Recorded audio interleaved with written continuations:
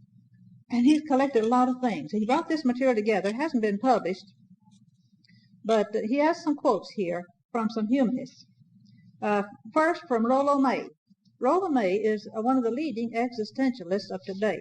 Existentialism is a rather strange belief that one of its major thrusts is freedom of choice. Freedom of choice for your own social behavior or whatever it might be. He's a psychiatrist. Many of these leading humanists are psychiatrists. In fact, I think most of them are. They're the ones that are laying down all the principles, so to speak. As to the nature of the human dilemma, Psychology and the Human Dilemma, book that he wrote, and in that he discusses the nature of reality. He says basic reality is subjective. The only reality man can truly know is his own subjective experience. In other words, only what you've experienced. If you haven't been to Washington, D.C., you haven't experienced Washington, D.C. It's not necessarily a reality for you. Man can truly know that the only reality man can truly know is his own subjective experience. To a large extent, we create, notice create again, our own reality. Reality does not exist apart from or prior to man. A basic feature of reality is change. Now, change is something, somebody said change is the name of the game. And Brenda, about 2 years ago, I guess it was, brought to me a sheet of paper that her little second grade daughter had gotten at school. It's a colorful thing. Now, up the top it has the big word change. And then there's some things there that the child might like to change. Mom, if you changed your name, not if you changed, but to what name would you like to change your name? Assume that she would like to change her name.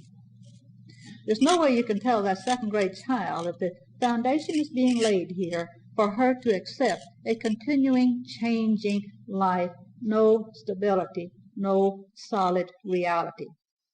The universe is an open system. Its nature is not teleological. That means with purpose. Growth and change are ever-present aspects of it. Now, growth is assumed to be change. That means change. Our bodies change, yes. And our personalities change to some extent as we grow older. But the change here is a change of moral standards, a change of beliefs. We don't hold on to anything solid and permanent like the Bible. Then, as to humanism and the nature of man, Mr. May says, he, that is man, is also a being who seeks enhancement and self-actualization. Man's one basic nature in life is actualizing and enhancing his capacities. Since man is always in a process of becoming, he cannot be viewed as a fixed object, and Brother Staniel put in parentheses, or being. The human self, in its most fundamental sense, is a fluid, self-actualizing process. Now, our personality is not set. That is, we do not hold on to a standard such as the Bible, which is unchanging. That we change throughout our lives. That means we change our morality if the situation demands it. And one of the leading things that are being taught through this values clarification is teaching the child how to change his beliefs as the situation changes.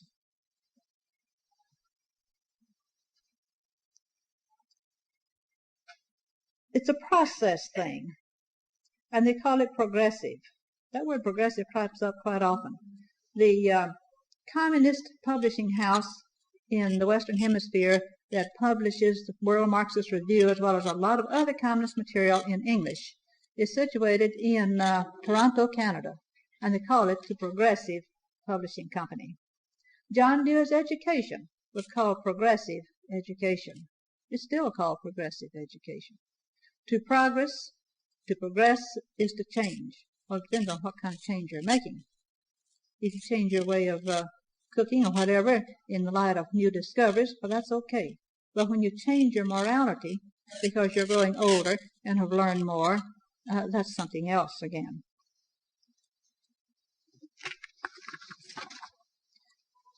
He spoke, Mr. May does, of humanism and the nature of existence. Man is tied to the animal kingdom by his physical requirements, his finiteness, and other limitations, but can also transcend these through self-awareness, imagination, and creativity. It is a condition of human existence in today's modern world that each individual must find his own meanings within himself. There is no power transcending man that can solve his problems for him or bring purpose to his life. Freedom in the humanistic viewpoint is an internal state and is tied up with the experience of choice. Choice again. It is a concept which describes the individual's opportunity to choose wisely and to experience the consequences of his choice. Man can only be free when he is secure enough to move in the direction of self-actualization.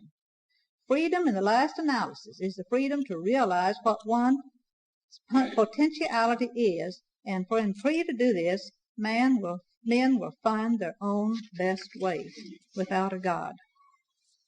He spoke of humanists and the nature of growth. Man has an inherent drive or growth, which is really only another name for self-actualization. Growth is a process or direction toward which healthy people are moving. It is its own end, not an unfolding towards some fixed goal or an ultimate state of being. Growth has process goals, but not teleological ones. It has no final consummation. In other words, growth is simply process over and over and over. You never arrive. You never become the full-grown Christian. As to the nature of truth and knowledge, truth exists for the individual only as he himself produces it in action. All true knowledge is based on concrete experience. It does not exist apart from and prior to human experience. Likewise, it is not something out there, complete in itself, and only waiting for us to discover. As to the philosophy of science in humanists, the humanists are calling for a science of man which is more urgently human and will not be afraid to deal with ever-present themes of human existence as love, hate, the fear of death, the search for enhancement and meanings, the statement of selfhood, creativity, and the like. The science courses that are being taught now have changed drastically. In earlier years, we taught scientific facts about the natural world around us. Then, along about 1960 and in there, they injected evolution, particularly in biology, and they based science on that, and it became an understanding of evolution. And they gave up a great deal of just scientific fact, and they began teaching the students how to do experiments which didn't have any definite conclusion, something they couldn't learn about. It gave the youngster the idea that there is no objective truth. There's just nothing you can come to. Objective truth is truth which is not situated within any individual. Let's follow the example of our Lord in teaching that he used concrete things to illustrate spiritual ideas. He talked about living water, you see, in the flowers of the field. I remember when I was a little girl, my mother was sewing, and probably some of you older women have done the same thing. If she wanted to get an estimate of how much fabric she had left, she put part of it at the end of her nose out here, and that was approximately a yard. I see some of you nodding. Well, they get short-changed if it was my yard. I have short arms. Some of the rest of you make a very long yard. Well, that is a subjective measurement. In the store, they do it objectively. They have a measure out here, and they measure it out exactly. That is objective. It is outside me. It is not the length of my arm that measures it, but the measurements are along here. So subjective truth is that within ourselves, which isn't truth at all. It's just simply opinion or idea. Humanists and the nature of goodness. Humanists hold that there is no such thing as absolute good, and put good in capital letters, meaning God, which exists apart from or transcends man, and to which he must be subservient. Notice that word subservient. Valuing is an act or process, and there's no value except as one commits himself to it. The sources of norms, of ethical conduct are to be found in man and his nature, not gained from a power superior to him. Skipping down a little bit farther, following from this, we find that self-love or affirmation of self is the supreme value in humanistic ethics. Self-love. This implies that self-actualization, or realizing one's potentialities as a single goal toward which all men appear to strive, and can be used as a system of values. Now, the human potential has been mentioned several times, and we have here a definition of the human potential. It came from a book called Humanistic Psychology, Interviews with Maslow, Murphy, and Rogers, written by Willa D. Frick. Now, this definition of human potential reads this way. A comprehensive definition of human nature, of the human potential, must include the intrinsic instinctoid values, the components of the spiritual life. An actualization of these values is needed to avoid illness and to achieve whole humanness. The spiritual life is the part of the human essence. It is a defining characteristic of human nature, without which human nature is not full human nature. It is part of the real self, of one's identity, of one's inner core, of one's specieshood, or full humanness. Now, that quotation in this book was taken from Abraham Maslow. Dr. Paul C. Vitz wrote this book, Psychology of Religion. It's on sale by the Pro Family. It's a very important book. He is a psychologist. And he came to realize one day he did not believe what he was teaching there. He was teaching humanism. And he went back to the religious roots from which he came. His book is excellent. Now, some of his theology crops in. He does in all these books. But it's a real good book. He speaks of there of the cult of self-worship. That's what we've been talking about all through here. And he calls it selfism. So he gives it the whole name there of selfism. He says selfism is a religion. And he quotes from Fromm, who is another humanist existentialist who died not very long ago.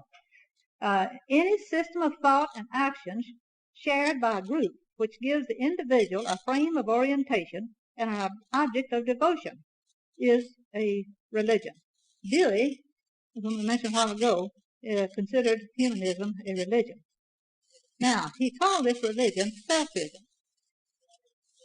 And he has some very important things there, but we want to come down to now creativity, self-actualization, and human potentiality. The idea of creativity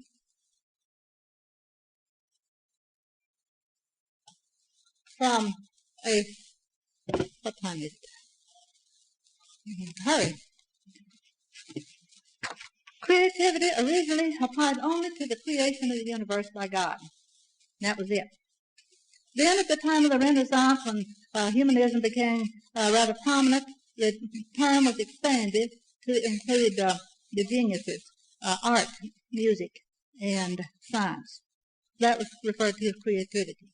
But now, this creativity has been expanded until it has become meaningless. No meaning whatsoever. There's a sign on the highway down here that says creative child care. There's another sign over here by a store, small store, says creative t-shirts. Nothing creative about them. Creativity, from a social standpoint, the idea originated with Jean-Paul Sartre, who was a French existentialist. He died only a year or so ago. He was very active in the underground movement after World War II, and he's the one that made this philosophy of existentialism on a worldwide basis so popular. In 1946, I believe it is, he delivered an address which he called Existentialism is a Humanism. Or existentialism, yes, that's it, is a humanism. He there proposes that when we are born, we're born as physical beings with no human characteristics or human essence. And that as we make our choices, now there's your free choice, as we make our choices, we create our human essence, our human characteristics, and they are individual. We create ourselves individually. So that's what they mean, to create our personality, to create our traits, to create our morality, to create our beliefs. We do so by making free choices of what we want to do. There are a few quotes in here. He says, from the Christian side, we're approached as people who deny the reality and seriousness of human affairs. For since we ignore the commandments of God and all values prescribed as eternal, Nothing remains but what is strictly voluntary. Everyone can do what he likes, and will be incapable from such a point of view of condemning either the point of view or the actions of someone else. There is no right and wrong. Another, for at the bottom what is alarming in the doctrines that I am about to try to explain to you, is it not, that it confronts man with the possibility of choice? The existentialists demand free choice, but that's not the same as the biblical free choice. Atheistic existentialism, that's a hard word to say, of which I am a representative, declares with greater consistency that if God does not exist, there is at least one being whose existence comes before its essence, a being which exists before it can be defined by any conception of it. And this is the human existence. And he goes on down here to describe the human being creating his own essence. Now, Abraham Maslow, he died some 6 or 8 years ago, an American psychiatrist, contemporary of Sartre, proposed an American type of existentialism. He changed it somewhat. And he used the term self-actualization, which in essence means just what Sartre meant.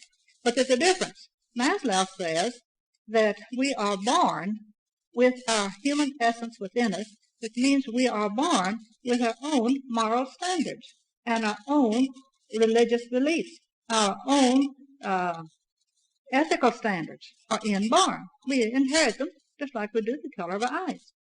He says it's a rather weak sort of thing and it should be actualized, self-actualized, made actual, or making your own personality. Again, it's a matter of self-actualization through choice. Now, I've referred to the word potentiality there. The potentiality is that which we're born with, which, if developed, turns us into a fully self-actualized person. Now, Sartre and Maslow differed on this origin here. Maslow says inborn.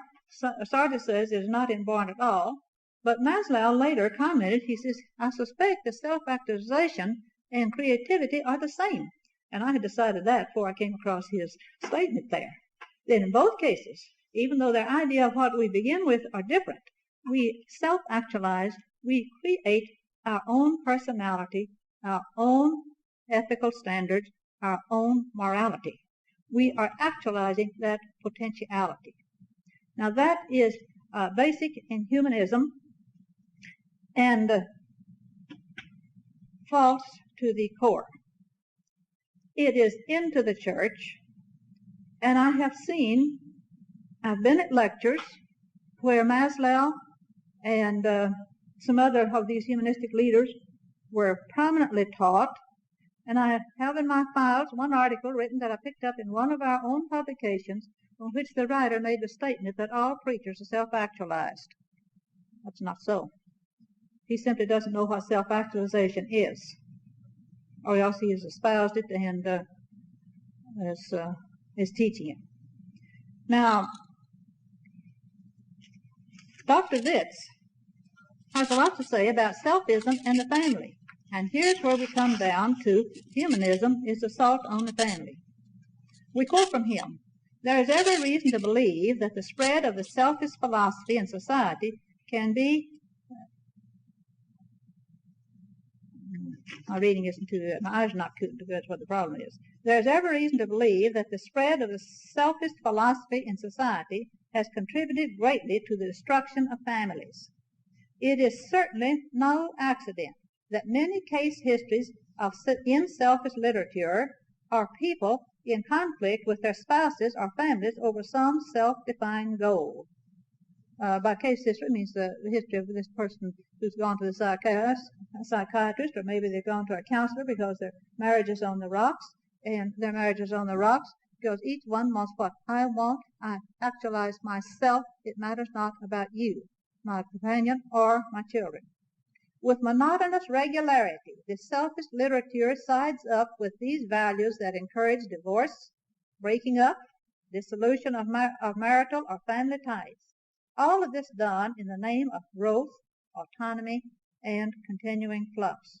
That's on page 83 in his book there.